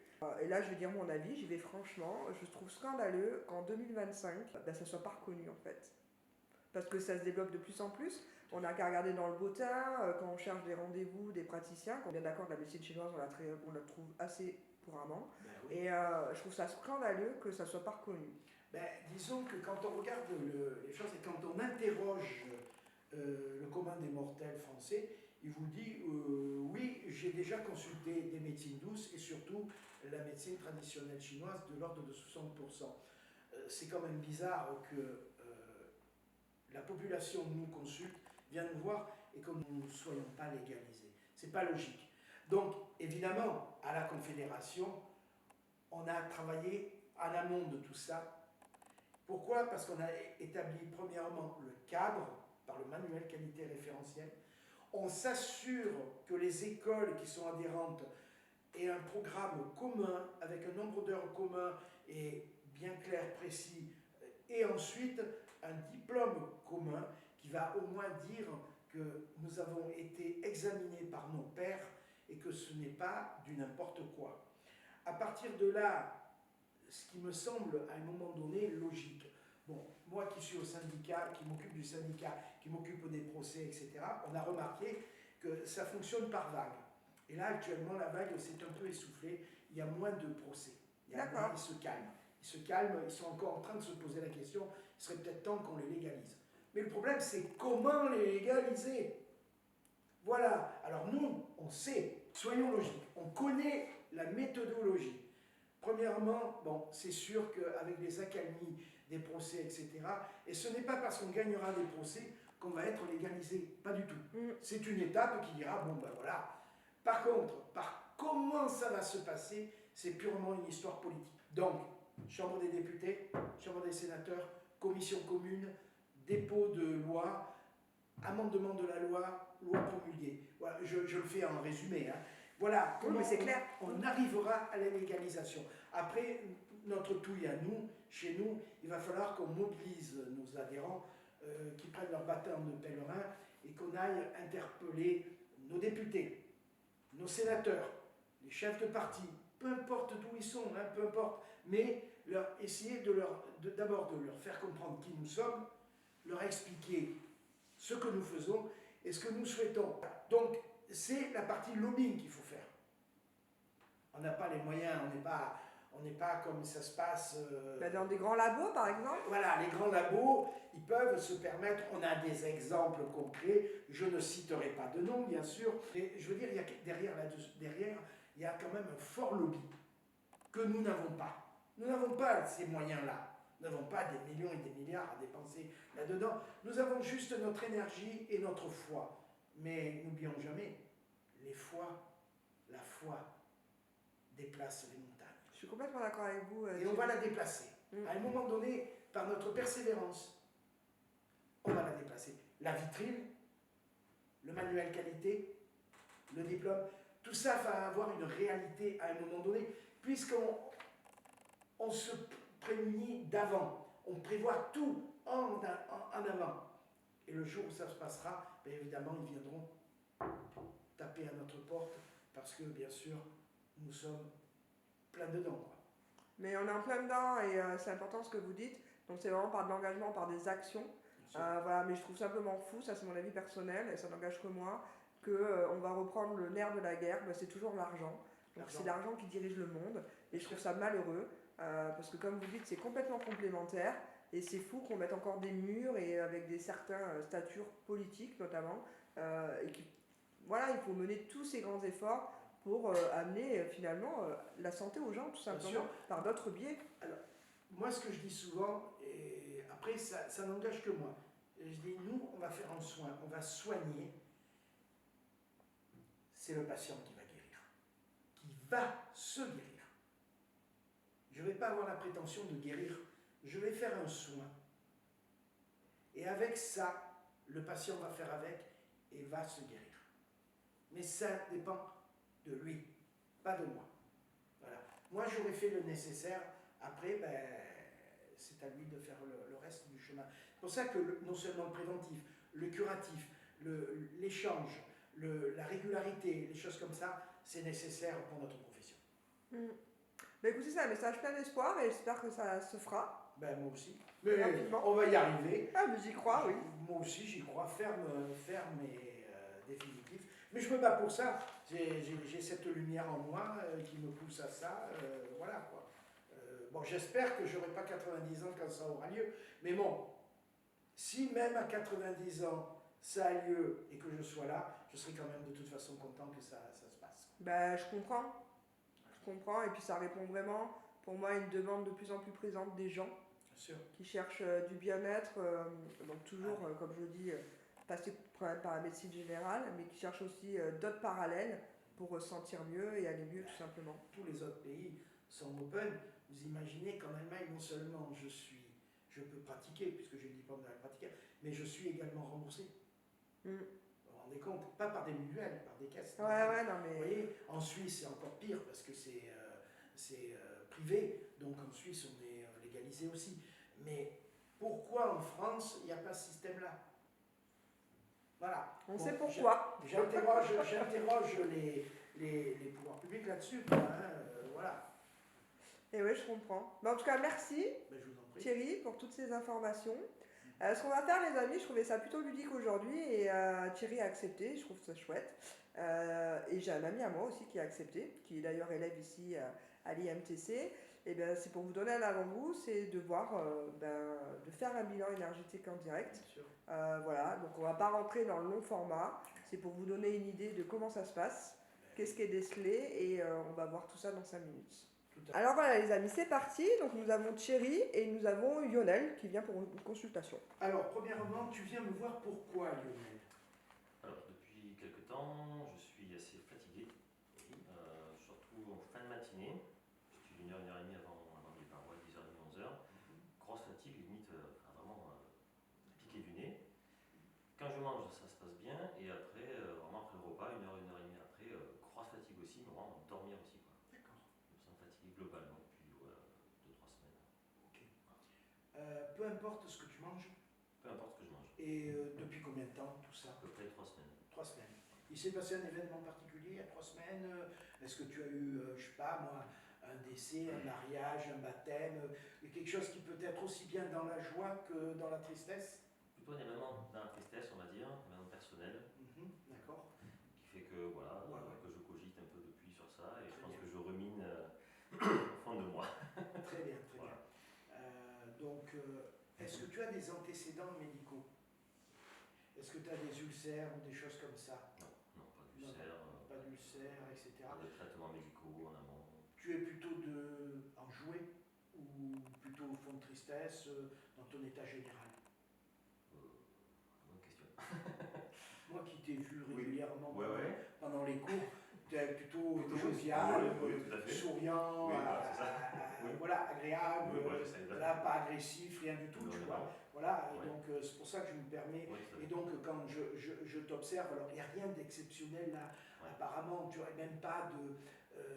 même dans les yeux, le chêne qui est la vitalité, on ne voit pas tout ça. Tu n'as rien pour l'instant qui pourrait, dans l'observation, nous indiquer qu'il y a un gros effondrement d'énergie ou quelque chose comme ça. Donc dans l'observation, ça a l'air d'être pas trop mal. La peau, ça va, il n'y a rien d'exceptionnel. Il n'a pas les yeux rouges, il n'a rien de particulier. Donc, donc là, je viens de voir l'observation. Je vais passer dans la deuxième étape qui s'appelle la palpation, notamment la palpation des poux.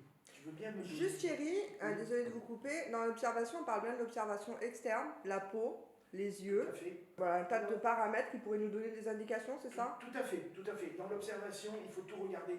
Par exemple, des fois sur la peau, s'il y a du psoriasis ou des choses comme ça, la couleur de la peau, les yeux, la rougeur des yeux, les choses comme ça, la desquamation, si c'est gratté. Vous voyez, il y a plein d'indications.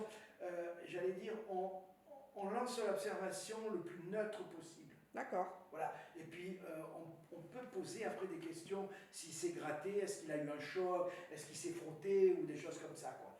Donc voilà, ça c'est dans l'observation. Et surtout, ce qui est important, c'est le chêne, l'énergie. Les yeux. Les yeux. Moi, je suis très visuel. Je le connais. C'est vrai qu'il est un petit peu, mais un tout petit peu plus bas que d'habitude. D'habitude, il est plus pétillant. Mais là, mais attention, c'est très léger. En plus, c'est récent, 3 semaines, ça va aller. Donc là, je vais rentrer dans une deuxième étape, ce que j'appelle la prise des poux à la chinoise. C'est-à-dire, je vais lui demander de mettre ses poignets comme ça, et je vais prendre avec mes 3 doigts, je vais prendre le pouls. Donc le pouls chinois, on appelle ça? Le pouls chinois, ok. Exactement. Il y a 12 organes entrailles, il y a 12 poux. Par contre, nous, on va prendre le pouls global. D'accord. Alors, par exemple, superficiel, profond. Superficiel à la surface, profond, profond. Profond, on appuie plus fort. D'accord. On va regarder la régularité. C'est régulier. L'intensité, il a un pouls quand même qui est fort. La racine est plus touchée que... Voilà, ce niveau-là est plus touché que celui-là. Alors on prend sur un. Souvent, moi, je conseille toujours de garder la même main pour garder le même paramètre. D'accord. Un peu comme quand on vérifie l'électricité dans une batterie, il vaut mieux le faire avec le même appareil, quoi. Là, le pouls est différent. Quand tu dis tristesse, tu as eu un choc important, un décès ou un truc comme ça ou... Non, on va dire émotionnel. Ah, émotionnel.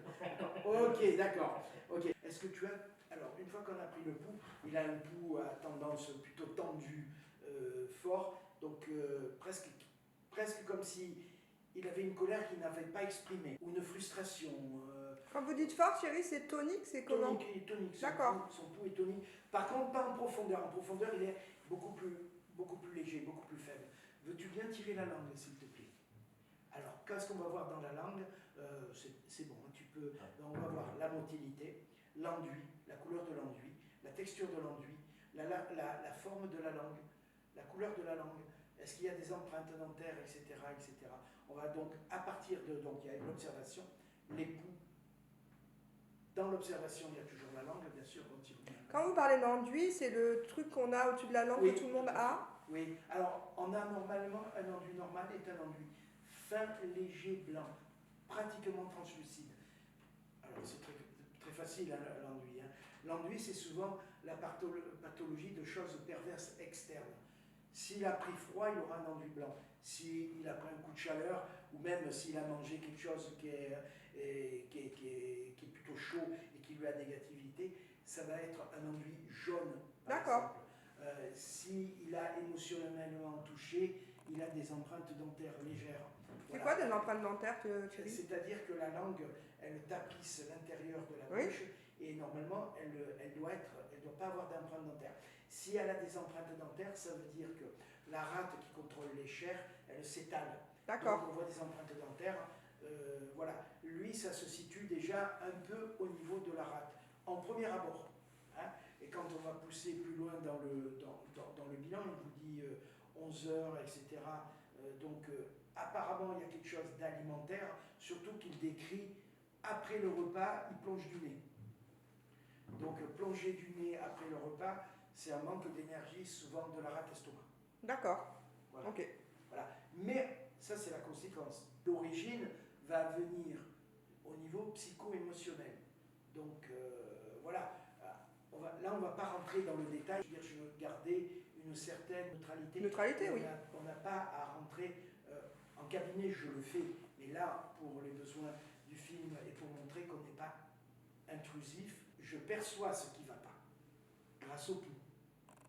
Alors, donc, pour moi, ça sera ce que je vous ai dit tout à l'heure, un peu comme la frustration, des choses comme ça, qui tape sur la rate. Par exemple, est-ce que tu dors bien la nuit?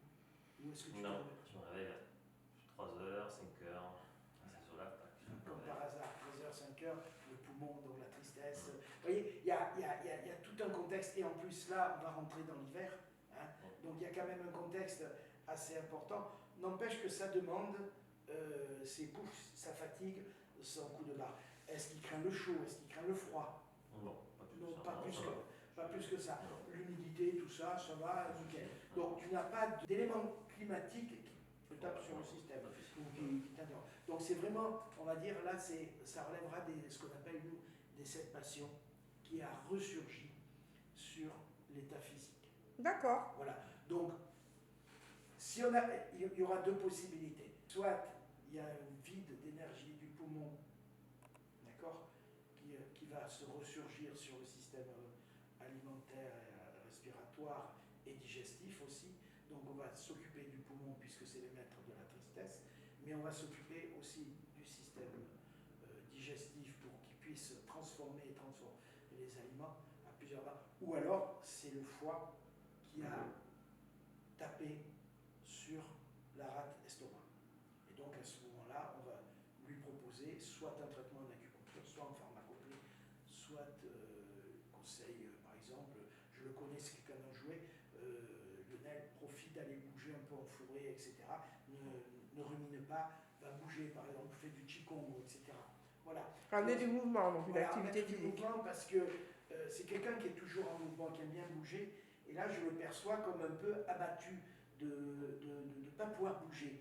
Donc on va favoriser le mouvement, essayer de l'aider du mieux qu'on peut. Alors attention, c'est vraiment, j'ai à peine effleuré le problème, hein, pour ne pas rentrer, j'allais dire, dans... Ah mais c'est parce que c'est dans le cadre de la vidéo, mais en tout cas ça peut déjà donner un aperçu. Voilà, un aperçu que comment on va le traiter, comment on va amener, alors il y a le poumon, la rate et le foie. Donc après on va essayer d'approfondir beaucoup plus du côté psycho-émotionnel ce qui se passe. Par exemple, est-ce que ça t'a mis en colère ou est-ce que ça t'a abattu? Est-ce que tu t'es rué sur l'alimentation pour compenser? Est-ce que tu étais dans une profonde tristesse? Vous voyez ce que je veux dire? Oui, de rentrer plus en finesse dans l'intimité. Voilà, je reste très clean, je ne vais pas rentrer dans son intimité. Non, mais c'est pas le but. Par rapport au film, mais j'explique poumon, rate, foie, et donc là-dedans, il va falloir faire le bilan de tout ça et d'essayer de répondre à son besoin le plus spécifiquement possible, tout en sachant qu'on peut lui donner aussi, bon, après, on peut lui conseiller, je te fais une séance d'acu, je te fais une séance de médecine manuelle aussi en même temps, je te donne de la pharmacopée. On a l'éventail, on a un grand éventail devant nous qui va nous permettre de faire du bon boulot. Moi, la chance que j'ai ces 3 éventails devant moi que j'utilise au quotidien et qui marchent super bien parce que un va prendre peut-être un peu plus, l'autre un peu moins, mais en faisant les 3, on y arrive. Et puis dans le cas de Lionel, je lui conseillerais aussi d'aller bouger en forêt, de faire peut-être du qigong. Diététiquement, lui, c'est pas qu'il a un problème de diététique, il a un problème de transformation. Donc transformation et transport, c'est la rate. Voilà. Ok, en tout cas, ça nous donne déjà un bel aperçu. suivi. Donc c'est vraiment le temps d'écrire. Donc déjà la visu externe, Observation, teint, langue, chaîne, palpation, pouls, langue. Après, là on ne l'a pas fait parce que je ne voulais pas le faire déshabiller, mais je pourrais parler de certains points, certaines zones corporelles. Oui, mais c'est pas le but. Donc j'observe, je palpe, donc le pouls et les trucs, j'interroge et je reste, voilà. Et après, je fais mon bilan. Et l'examen audio-olfactif, donc les yeux j'ai fait, mais par exemple, est-ce qu'il y a des bourdonnements d'oreilles, des choses comme ça, vous voyez. D'accord. Mais quand même, toujours demander la raison du pourquoi il vient et les antécédents médicaux. Ça, c'est la base. Ça va dans les deux sens. L'émotionnel ressurgit sur l'organe entraille ressurgit sur l'émotionnel. D'accord. Voilà, c'est un peu comme ça qu'il faut voir les choses. Et si vous pouviez donner des petits tips aux gens, comme moi, qui regardent cette vidéo, clairement, pour quelqu'un de normal, il faut faire attention à son alimentation. 1. Alimentation. Oui. Bouger. Donc oui, ok, gymnastique. Bouger, avoir une activité physique, etc. Je dis toujours, essayer de connaître son point fort et faible. Je vous donne un exemple. Lionel, ça va, mais s'il me dit, waouh, ouais, le sucre, je ne peux pas m'en détacher. Attends, Lionel, avant de t'en détacher, on va te désensibiliser au sucre, qui est un des plus gros poisons et qui est l'alimentation favorite du cancer. D'accord, il faut bien le savoir. Le sucre, c'est la plus grande addict au monde. Et elle nourrit les cellules cancéreuses. D'accord. Mais on en a besoin aussi du sucre. Donc c'est encore une histoire de juste milieu, d'équilibre. Ouais. Quoi. Ok. Donc l'alimentation, l'activité. L'activité, ne pas se couper des gens, rentrer dans la communication, ne pas hésiter à demander aussi de l'aide quand on a besoin. Moi, souvent, les gens qui viennent me voir et je dis, mais qu'est-ce que vous avez fait? Ben rien. Je dis, mais c'est pas bon.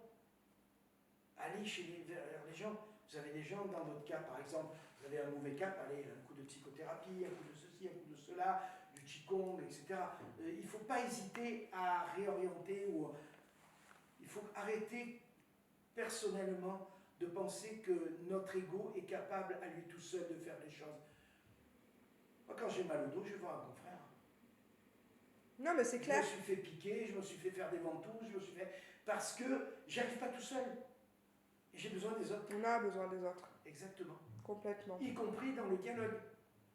Parce que selon ce qu'il va me dire par rapport à sa problématique, peut-être que moi je l'ai déjà vécu et j'ai des solutions à lui pour qu'il passe le cap. Oui, voilà. L'expérience et la transmission. Tout à fait. Alors, on va rester sur cette image, j'aime beaucoup, puisque Lionel, du coup, fait ses cours à l'Institut de médecine traditionnelle. Lionel, t'es en quelle année, du coup? 3e année. Tu peux te retourner, s'il te plaît, merci. Donc vraiment, on insistait avec Thierry le travail qu'il fallait fournir, notamment quand tu étais déjà en poste, tu avais une vie familiale chargée. On disait quand même que c'était quelque chose qui demande beaucoup de temps.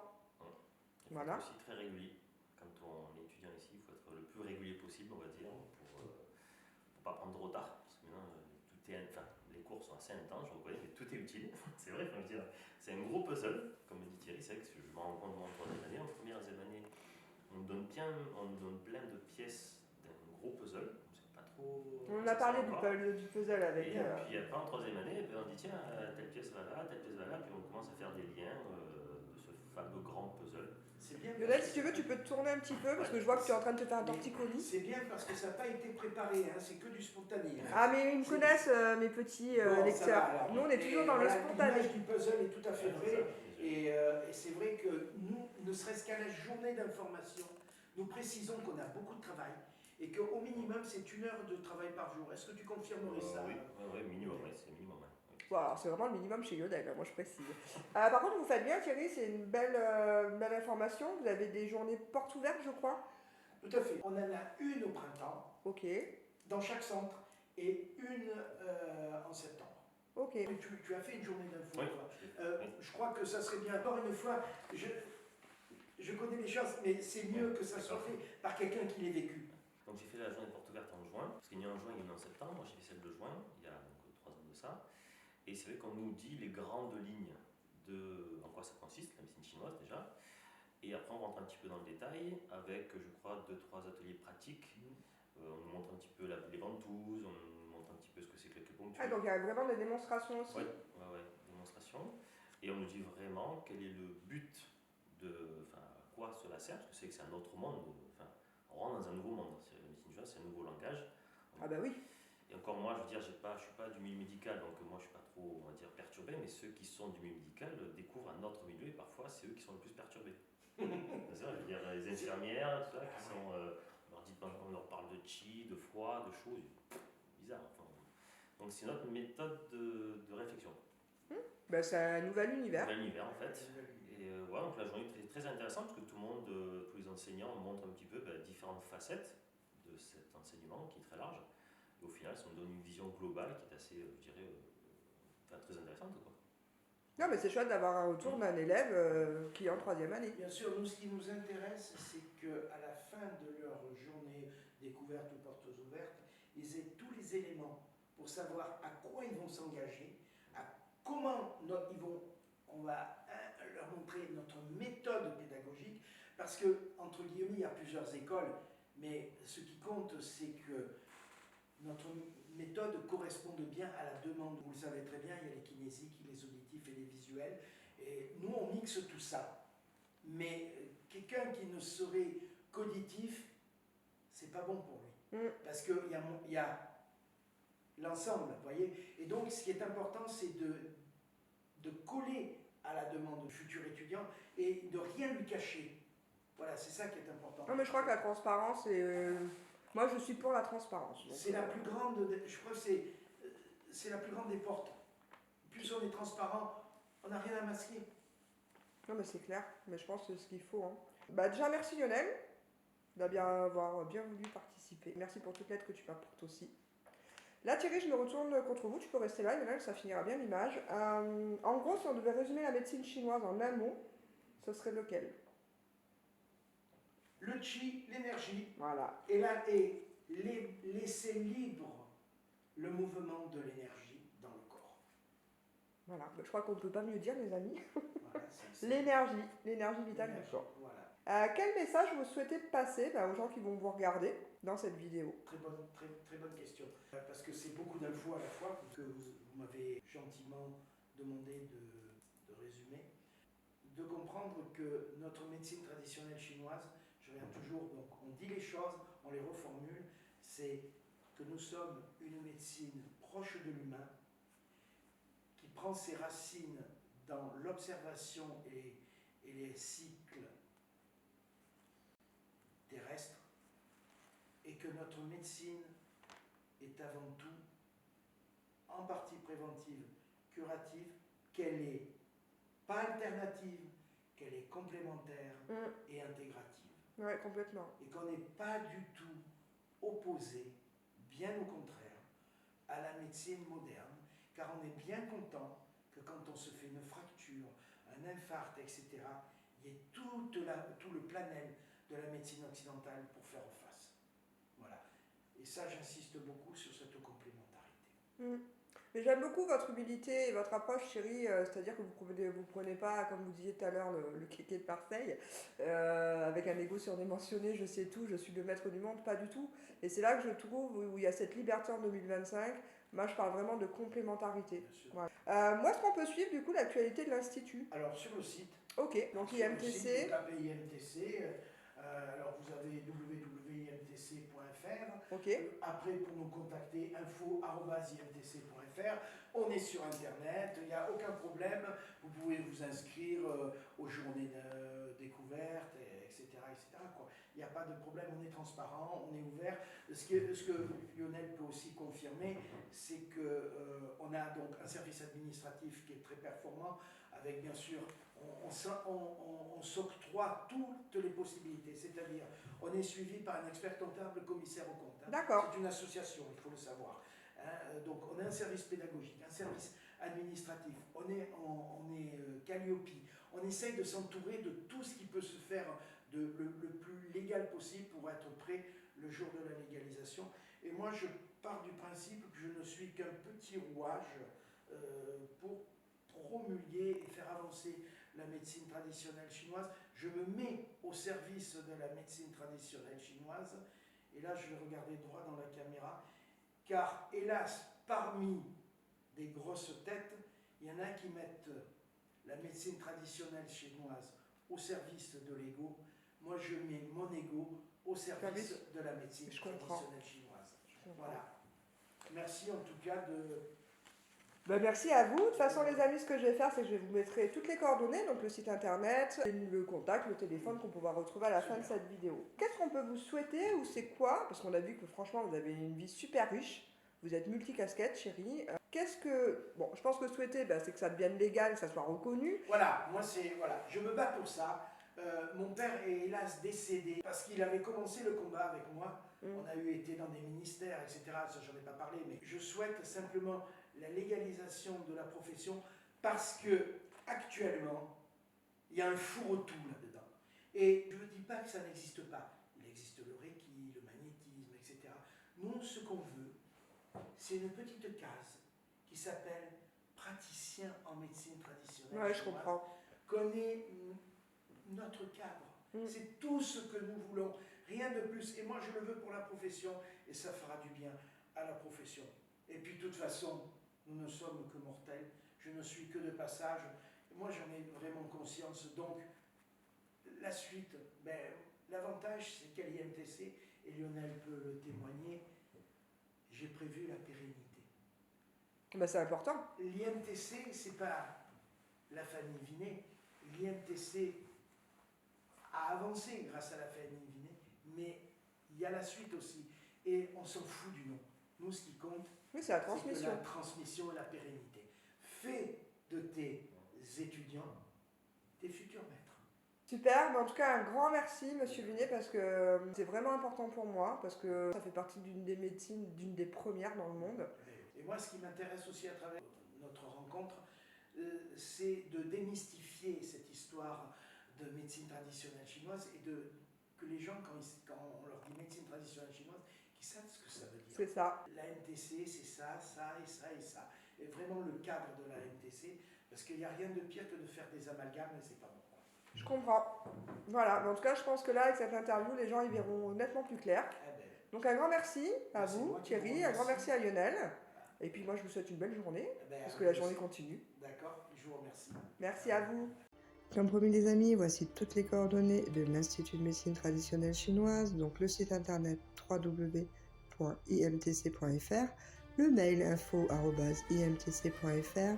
Vous pouvez les joindre au 04 90 03 72 50 pour le syndicat www.siatec.org et pour la confédération www.cfmtc.fr. Et je vous rappelle que l'établissement est certifié Calliope. Et voilà les amis, c'est déjà fini pour aujourd'hui. Si certains d'entre vous envisagent de rejoindre le cursus de l'IMTC, n'oubliez surtout pas de donner le prénom Lionel lors de votre inscription. Un immense merci d'avoir écouté ce podcast jusqu'au bout. J'espère sincèrement que cet échange vous a apporté des réponses concrètes et une vision plus claire de ce qu'est la médecine traditionnelle chinoise. Si ça vous a plu, pensez à liker, à partager autour de vous et surtout à laisser des commentaires. Dites-moi, c'était quoi votre vision de la MTC avant cet échange? Est-ce que vous aviez déjà fait des séances? Aviez-vous des résultats? Ou au contraire, vous êtes complètement fermé, sceptique? Ici, on est dans un espace bienveillant, ouvert, sans jugement. Donc, quelle que soit votre opinion, elle est toujours la bienvenue. Moi, j'adore vous lire et ce sont vos retours qui font vivre cette chaîne.